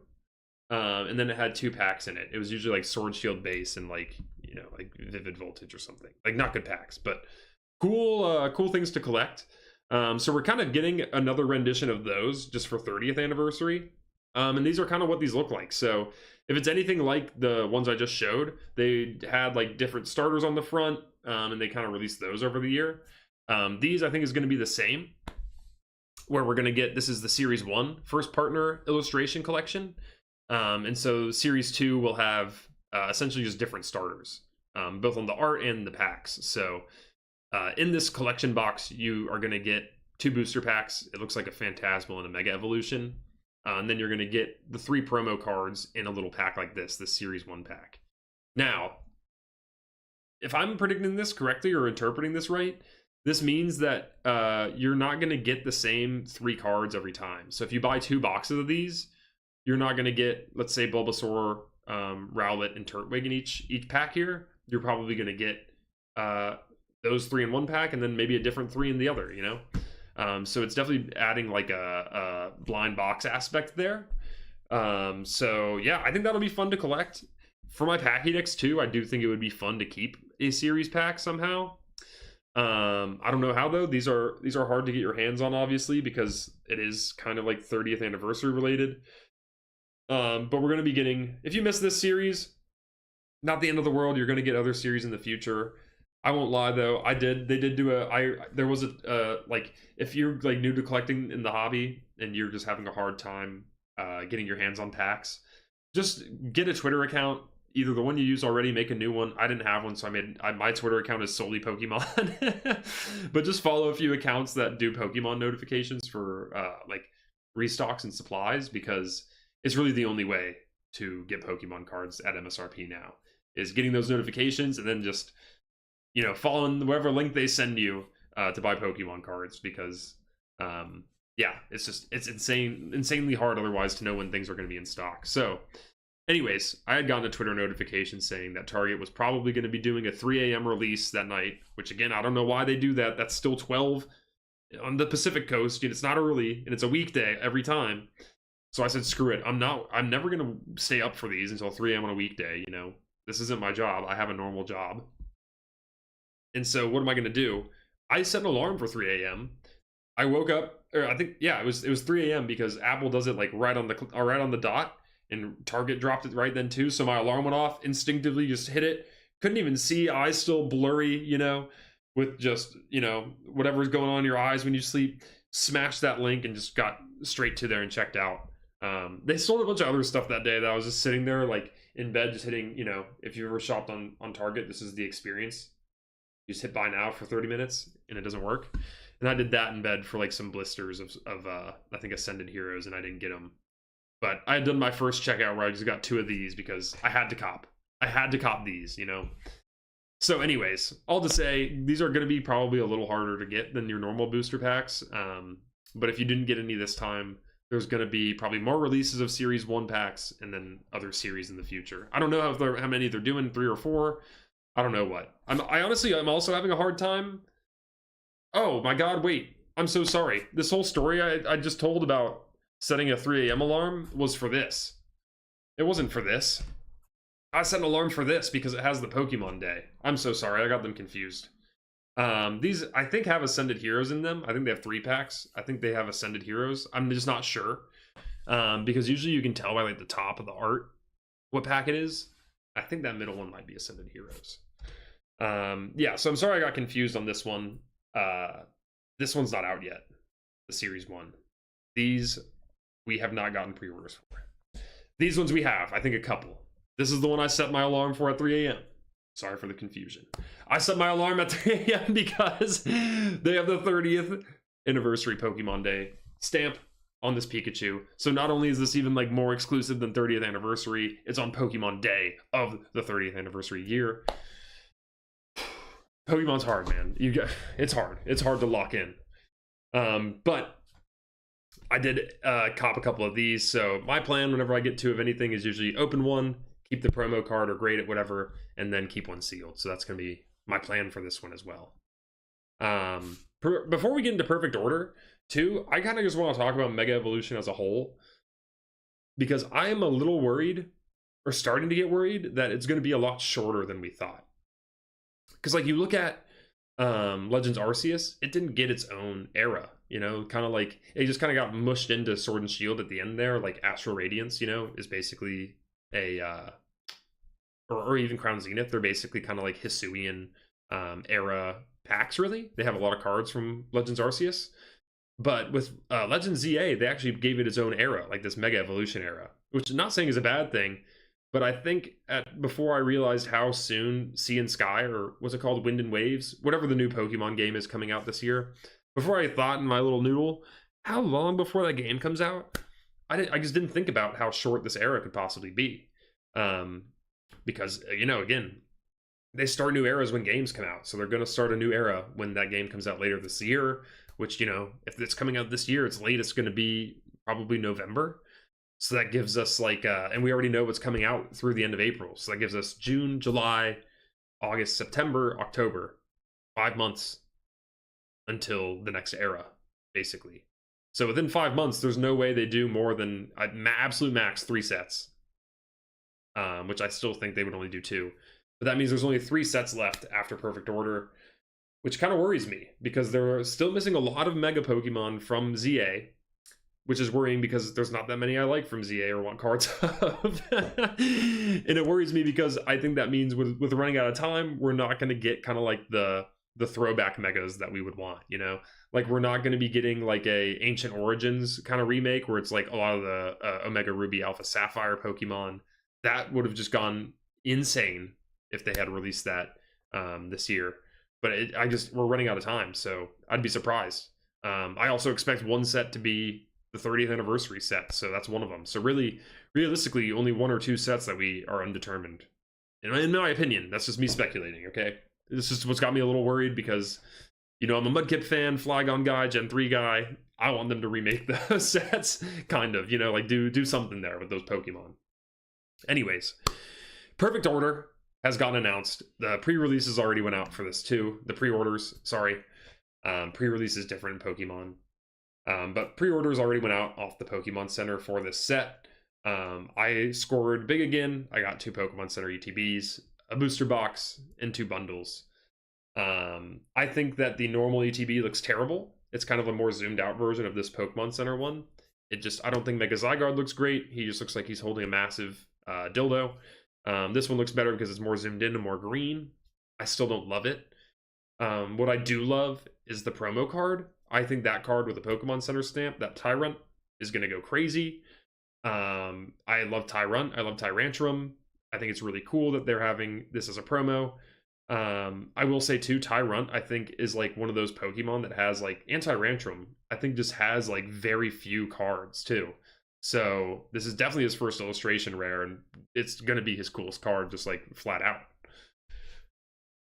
My last little like game theory here, or crack pipe cryptid theory I have on the TCG is that this set's going to be the flop of the set, of like the era. This is going to be the Shrouded Fable. This is going to be the Steam Siege, whatever you want to correlate it to. I think this is going to be the shitter. Why do I think that? Because look at the Pokemon on it. Mega Zygarde, Mega Starmie, and Mega Clefable. I think Mega Zygarde is probably not loved by really many people at all. I don't think he's that terrible, but I just don't think people like love him. I think people probably like the design of Mega Clefable, but isn't a favorite, you know? And Mega Starmie, I think, is kind of a meme. But here's the problem with Pokemon cards, which I'm sure you can see in the EX card, is that a lot of the times you don't see their legs. Look at all of the, like, look at Zygarde here. Look at Zygarde in the pack here, you know? Like, Starmie's Mega thing is just going to look like normal Starmie if you can't see its legs. So, like, I've seen the EX card, and it's just kind of, like, popping out the card, but, like, you can't see the legs, so it just kind of looks like Starmie. I don't know. Just seems weird. This seems weird. So I hope they do something really cool for the SIRs, but I do think this is going to be the big flop of the Mega era. And I don't even think that's a bad thing, really, because I want to save as much money as possible for 30th anniversary. I know Celebrations didn't do as well as like Generations, but like you look at Celebrations cards, they're not that expensive. You look at Celebrations sealed product, it's expensive. So, you know, I'm trying to save all my money for 30th anniversary. So I pre-ordered what I could for Perfect Order, but I'm probably really not going to open hardly any of it. I'll open a booster bundle and that might be it, because I just, you know, I try to open a set until I get an SIR, and then I'm kind of like done unless there's other cards I want. But with this one, I don't even know if I'm going to do that, because it's just, I don't know. We'll have to see the full list when it comes out. Let's move on for now. More information to come. I did shitty on the title here too, but I did want to include the picture of the shitty ass ETB that I mentioned. Here's the non-Pokemon Center one. I just think it looks so silly. Like, dude's in the Matrix with his sex toy. I don't get it. Nihil Zero is out January 23rd, which is a Friday. Today's the 20th of this being made. So we should be getting a lot more leaks this week of the cards, and so then we'll get a better idea of what's gonna be in the set. It's not gonna be like Ascended Heroes though, where it's like almost a 1-to-1 of what cards are in Mega Dream versus Ascended Heroes. This one's definitely gonna be a multi-Japanese set in the English set, so we'll still get a better idea based on Nihil Zero though, for sure. I think they're just gonna have a Japanese set that's more centered on Starmie / Clefable. Okay, this actually ironically just dropped like 2 hours before I started streaming. This Mega Charizard X UPC we've known has been coming for a while as a 2-pack to Costco, which is crazy because like they sell this at GameStop. For one of them, you would have to pay more for just one at GameStop than 2 at Costco. Wild. So I always like to do the math on these. Is it worth opening? Is it not? There's 18 packs in each. You get 2 Surging Sparks, 4 Journey Together, 4 Destined Rivals, 4 Mega Evolution, 4 Phantasmal Flames in each box. So you get 18 packs. That's about, you know, MSRP, that's $90 worth of packs. So that's pretty cool. And then you get the promos. The promo Charizard, last time I checked, was like $50. The Oricorio, maybe like 15. Maybe the Charizard's maybe more like 35, something like that. I can't remember. I'm sure both are going to go down because of these releases from Costco. Which, you know, partially a bummer for me because I did send mine in for grading already, but at the same time, I'm happier when everyone's happier and we all have product to open. So I don't know. I think these are rips because again, if let's just pretend that the price of the promos doesn't go down, that's at least $50 of promos you have right there, $140 worth of packs. I think it's a good rip. Especially if you're getting them for $90, you're basically paying $90 for those 18 packs at $5 each, and then you get 2 free sick promos. So I haven't seen anyone pack a single thing out of these, but as someone who already has a sealed one and who got, you know, both of these for $180, it's really hard to not want to rip just both. Again, because I could open those and have really great centered promos, you know, that are PSA 10s. So we'll see ultimately what I do. Maybe I'll keep one sealed and have 2 sealed and open 2 total. I don't know. To be determined. We'll have to find out on a future TyraniTalk episode. Ascended Heroes also has their release schedule out. So if you haven't heard yet, you're gonna be pissed, but there's a release schedule for Ascended Heroes products. It's not like other sets where they, you know, usually just release booster bundles, whatever, ETBs all on like launch day. And then kind of, you know, trickle out other weird like mini tins and other boxes like that. No. They are shitting the bed so hard on this. Like, I think it's fun to spread it out, but not like this. I think you have to have your mainline product, your ETP out first, you know, in the booster bundles. Like, the fact that I'm not going to be getting my booster bundles until after Perfect Order's already out is just crazy. That's crazy. I'm not opening those. I don't know. I'm not opening those ETBs, dog. Those are too sick, and they're going to be, the cards are. I don't know. Maybe I will open one of the ETBs. I don't know. Shit. We'll see when it gets here because I do really want to open some Ascended Heroes, but this release schedule, it just annoys me, man. It just annoys me. I'm gonna leave it there for now. Let me know what you think in the comments. because I'd love to hear what other people think about it. Dollhair69, you got the Phantasmal from the UPC box? You got the Mega Charizard X in gold. Congratulations. That's crazy. Okay, you've inspired me. I'll probably open both now that I've heard someone get a good hit out of these. Holy shit, Taish, my Portuguese amigo, dude. How are you? Man, it has been a long time. I'm sorry. I have to apologize for that too. For those of you who's this might be your first stream, I was streaming pretty regularly for a good like 5 or 6 months. But then I got a new job. And so not only was I just really diving into that, but I didn't have a computer that I could edit on. So I got one now. So now I can edit again, and I'm back to content creation, you know, and really loving it. You know, as I was coming back in, I was like, dang, I need to keep doing more and more. This is so fun, and I miss it. So really glad to be here. Glad to see you all here. And Taish, thanks for coming back. You're the best. It has a nick in the corner. Should I grade my Moonbreon? Oh man, Gabriel, what you need to do so I can help you better is you need to go to my bio on YouTube and join our Discord, and you'll be a member there, and you can post pictures of it in our Pokemon cards channel, and I'll be able to better advise you there, because you're not going to be able to send pictures here. And I'm happy to help you. I love looking at cards, so please. If you only have one nick in the corner, I honestly say grade it, because it's not going to be a 10. But that's like a grail card. Like my Charizard that I pulled, that I showed, or my Rayquaza that I showed earlier, I don't think is going to be a 10. It's very badly centered. But I sent it in for grading anyways, just hoping for a 9, because I'm like, this is one of the coolest cards I'll ever have. Even in a 9 in a while, it's going to be worth a lot. So if we look at Moonbreon, we can even see in a 9. If you've never used price charting, very good for seeing grades. So you can see even in a 9, it goes up like $100. So it'll probably cost you $100 to get it graded, but like I'd much rather pay $100 and have my $1,700 card in a slab where it's never going to get hurt or injured, versus me worrying about dust getting on it. You know, like this thing's literally like a gold bar, like crazy, absolutely crazy. But good for you. I don't know, did you pull that? Did you pack this? Because if you pack this, you and I might be the luckiest people on the planet. I'm not gonna lie, because I packed the Rayquaza, you packed this, dude. We got to meet up and have our cards meet. Not really a nick, it's like a small dent. Yeah, you're gonna have to. I'd send a picture in the Discord. Get in there and drop a picture. I would love to see it.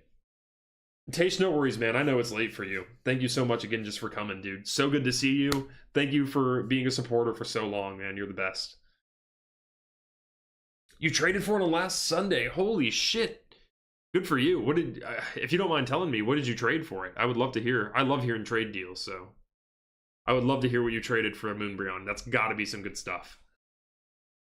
Oh, I dropped this picture in here because I heard this morning, or yesterday morning, I think, that they are including like Pokeball and Master Ball reverse holos again in Ascended Heroes. This made me really upset too. This might be controversial again because it's not, you know, kind of like maybe people like the release schedule of Ascended Heroes. Maybe people like Pokeball and Master Ball. It makes me annoyed because I think they technically count in like the Pokemon distribution of cards and packs thing as like a hit. And I also just really, really hate it because I enjoy master setting sets, even though I've only really done one full one. I think it's so fun.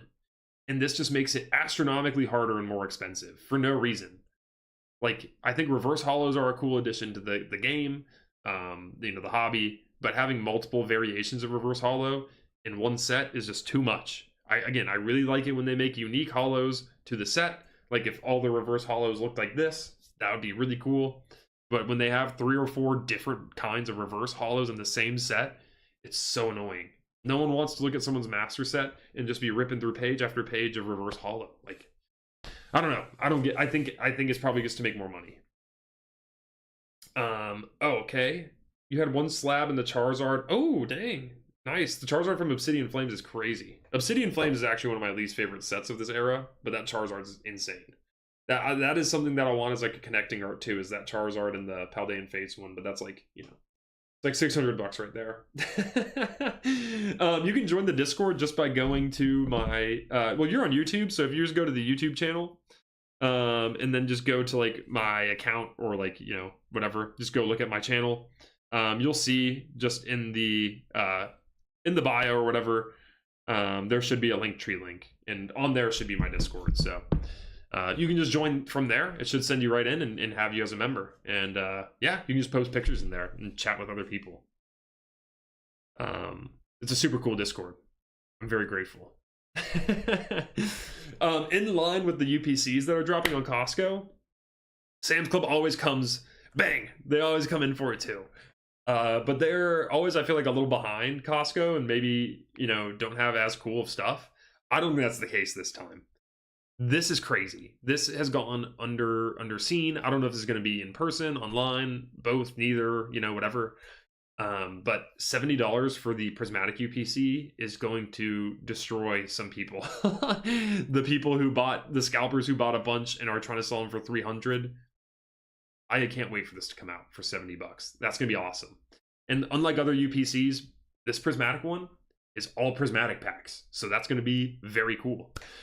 What I'm also excited for, as someone who still has yet to pack an SIR of prismatic, is these bundles, these kind of 2-pack bundles that these warehouse stores like to do, where you get the surprise box and booster bundle for $40. That's crazy. You can't buy just the booster bundle now for $40. It's like 60. So that's insane. I'm going to pick up both if I can. If they're in person, I don't have a Sam's Club membership. Probably not going to go. I hate lining up for stuff in-person drops. I just feel scummy. It makes me feel like a scalper even though I'm not. I'm afraid of people seeing me and making fun of me or taking a video. Which you really shouldn't have any shame about lining up for this stuff. Just be civil about it and kind to others, you know.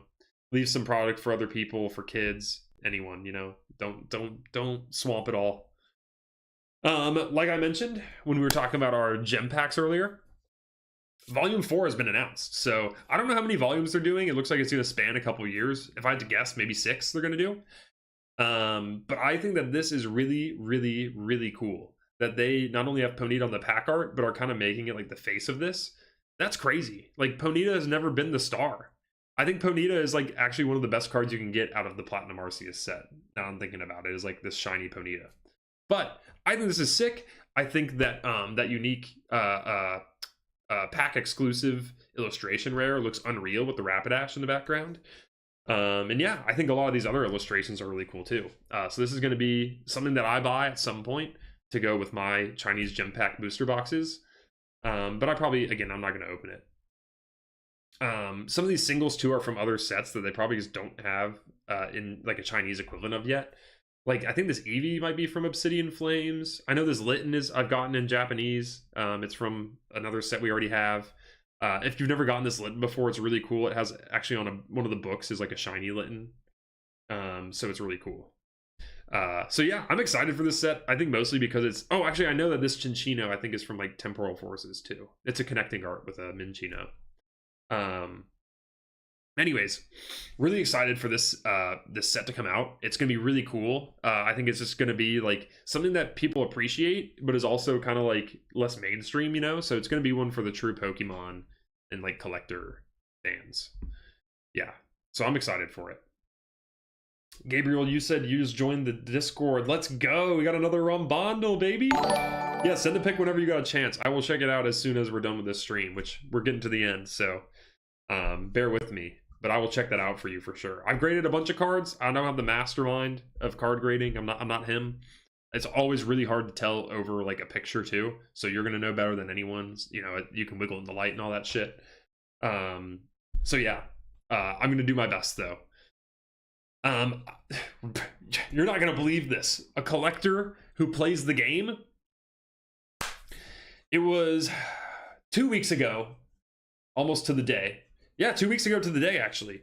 I was sitting here working my actual job, and I'm in the Discord of my local card shop, mostly because I just want, they do like announcements for when they're dropping like the new sets that come out. They'll have like release days, and they dropped like their signups for the weekly tournament, and I was like the actual TCG tournament, the play, like you play your Pokemon cards, and I was like, shit, you know, I've been wanting to get some of those prize packs, like they're like exclusive to, so let me just say there are official like Pokemon League like registered venues to play Pokemon tournaments at. So like this one that was happening on a Wednesday, not a big deal. It's just like a normal league tournament.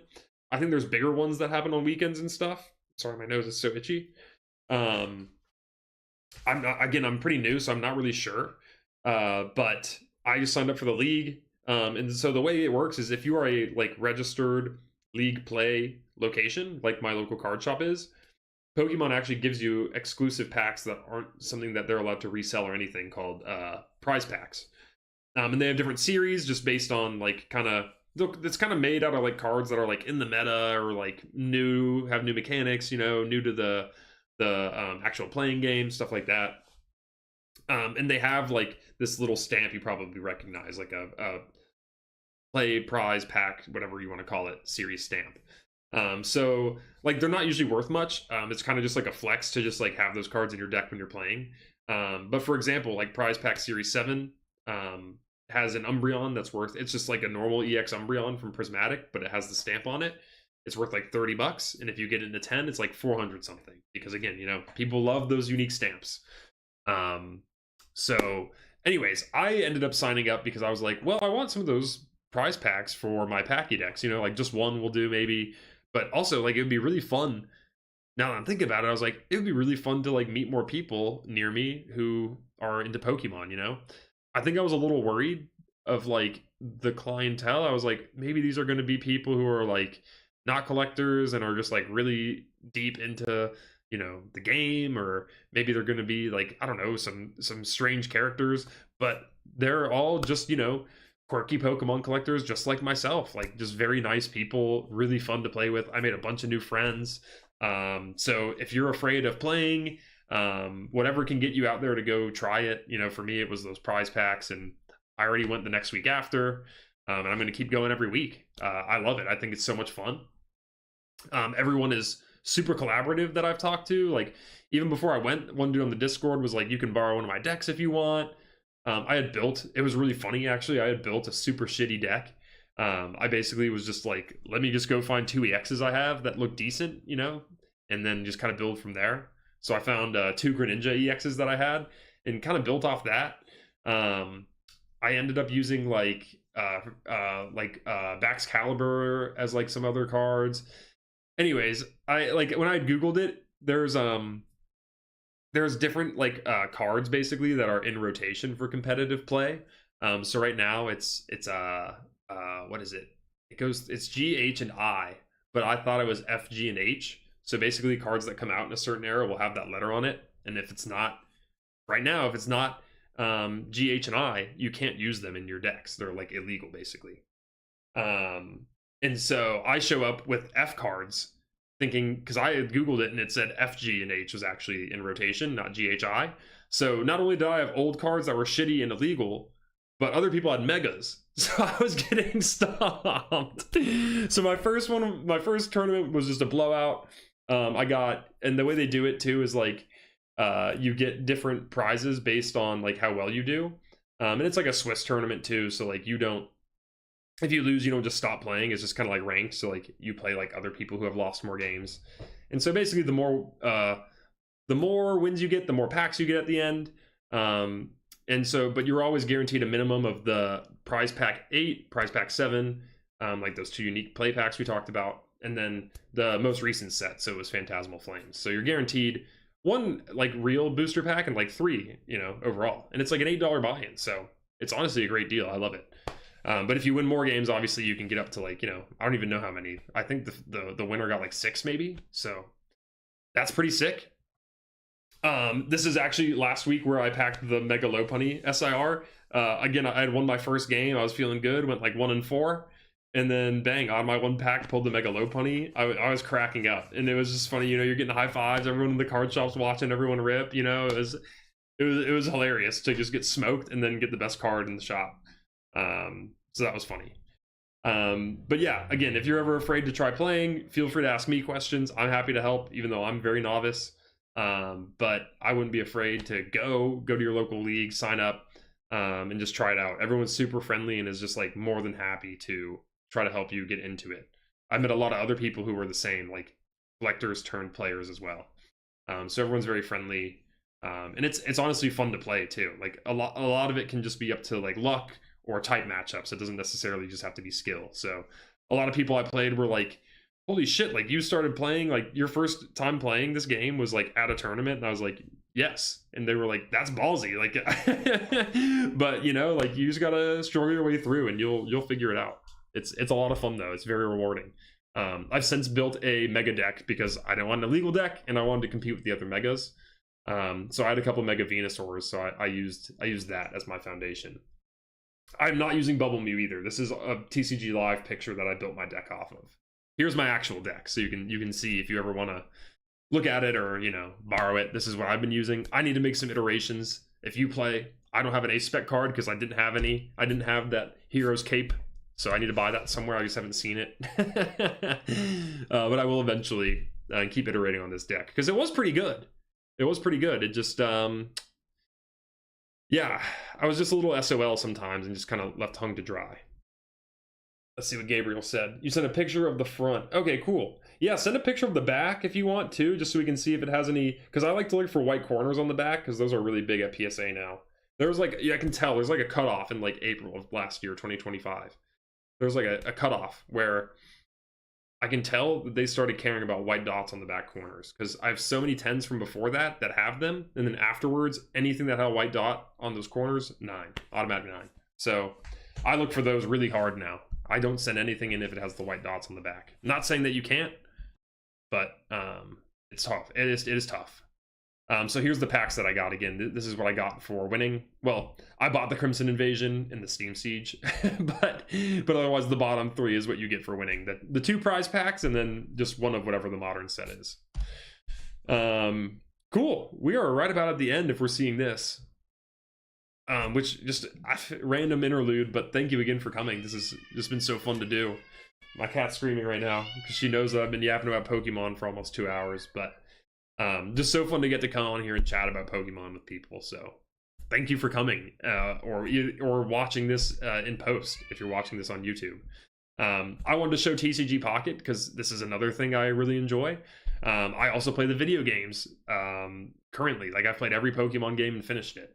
I play TCG Pocket. I have every Diamond card, 1-star card, and 3-star.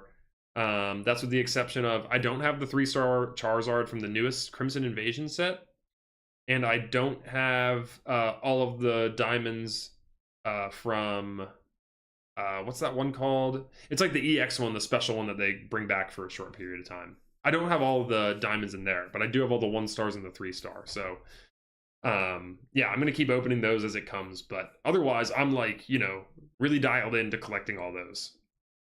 And I gotta say the trade improvements they made within the past like few months really helped with that. So if you're not like, I add friends from Wonder Picks all the time and just like use the wish list feature and start trading with people, because that is the way to go to get cards you don't have.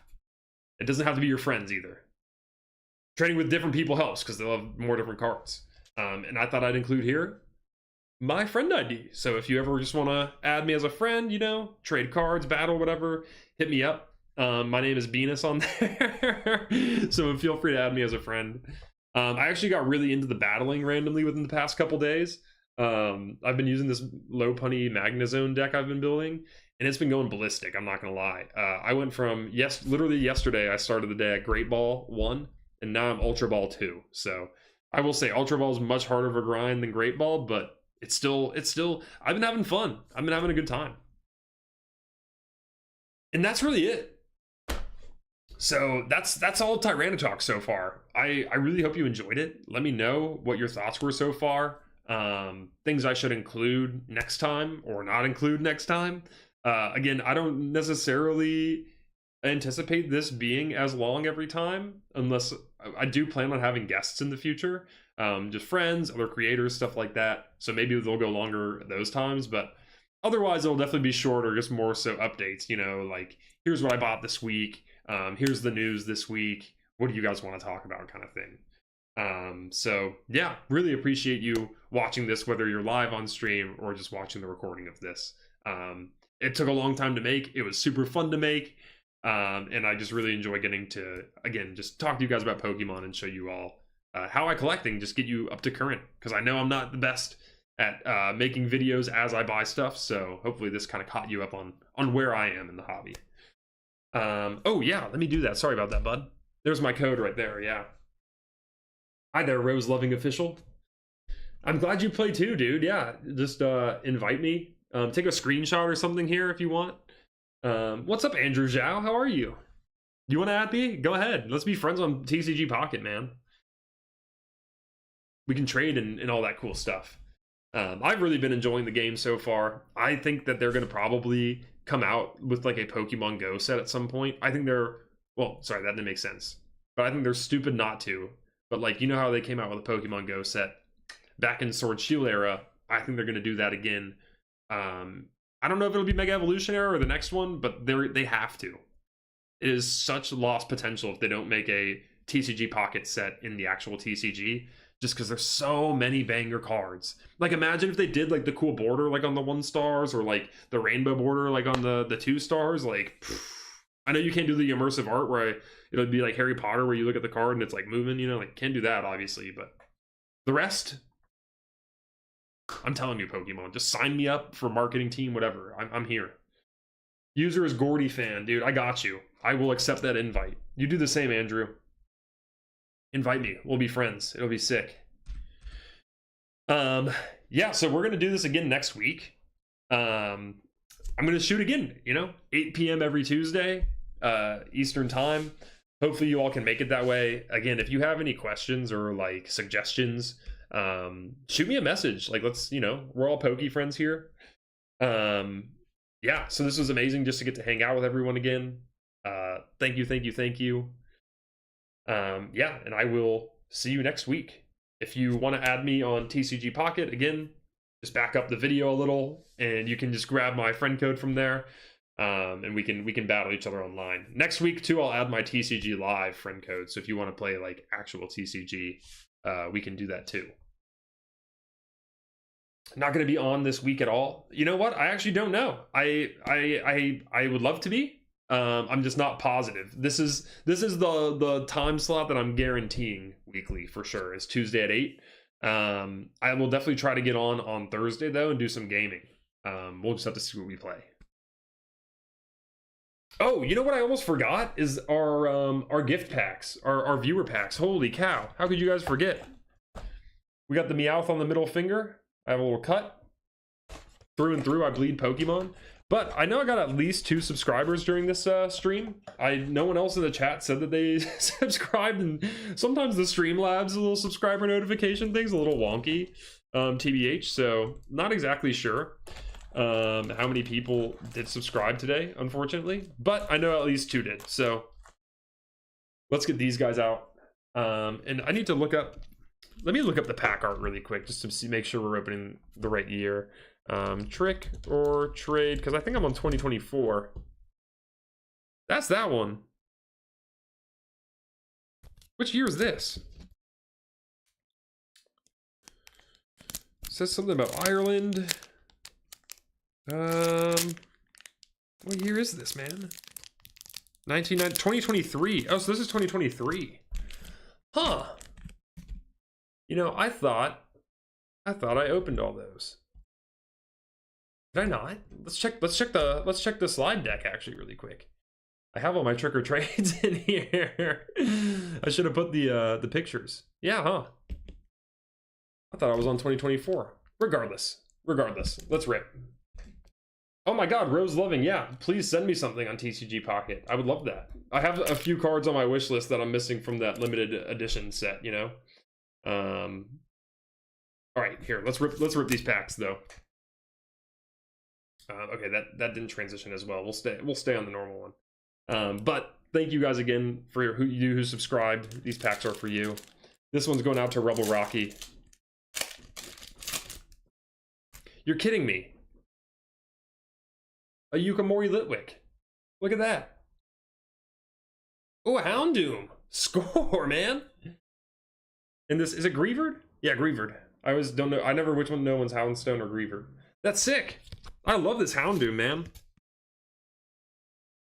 Wait, this is from Scarlet Violet. Hold on. Do we have this? Okay, so this is 2023. Yeah, so this is 2023. Okay, well, for the next pack, let's open up a different set. I have a few of these other ones. I think this is a 2024 set. It's got the Umbreon, the Trevenant, the Gengar, and the Pikachu on it. So let's rip that one.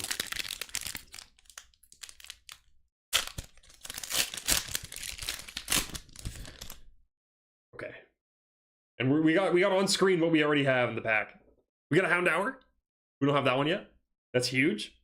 Oh, and this one's going out too. Sorry, I got to shout out the sub. Oh my god.